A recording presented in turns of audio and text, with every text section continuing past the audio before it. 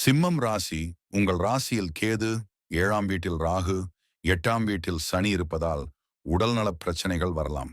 தினசரி வழக்கத்தை சரி செய்து, உடற்பயிற்சிகளை தவறாமல் செய்து, ஆரோக்கியத்தில் முன்னெச்சரிக்கைகள் எடுக்கப்பட வேண்டும். உழைக்கும் மக்களுக்கு இந்த மாதம் சிறப்பாக இருக்கும். வேலை மாற்றத்தில் வெற்றி பெறலாம், நல்ல வேலையும் கிடைக்கும். பணியிடத்தில் பணி அழுத்தம் இருந்தாலும் நீங்கள் உங்கள் வேலையை சிறப்பாக முடிப்பீர்கள். வியாபாரம் செய்பவர்கள் ரிஸ்க் எடுப்பதை தவிர்த்து தங்கள் வேலையில் கவனம் செலுத்த வேண்டும். மாதத்தின் 4ஆம் தேதி குரு 11வது வீட்டிற்கு திரும்புவதால் நிதி சவால்கள் ஓரளவு குறைந்து வருமானம் அதிகரிக்கும். 8ஆம் வீட்டில் சனி இருப்பதால் சில செலவுகளும் ஏற்படும்.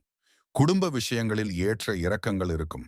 ஆனால் மாதத்தின் பிற்பகுதி சாதகமாக இருக்கும். திருமணமானவர்களுக்கு ராகு மற்றும் சனியின் தாக்கத்தால் ஏற்றத்தாழ்வுகள் நிறைந்த வாழ்க்கையை தரும். வக்ர குருவின் நிலைப்பாடும் பிரச்சனைகளை அதிகரிக்கக்கூடும் என்பதால் நீங்கள் கவனமாக இருக்க வேண்டும்.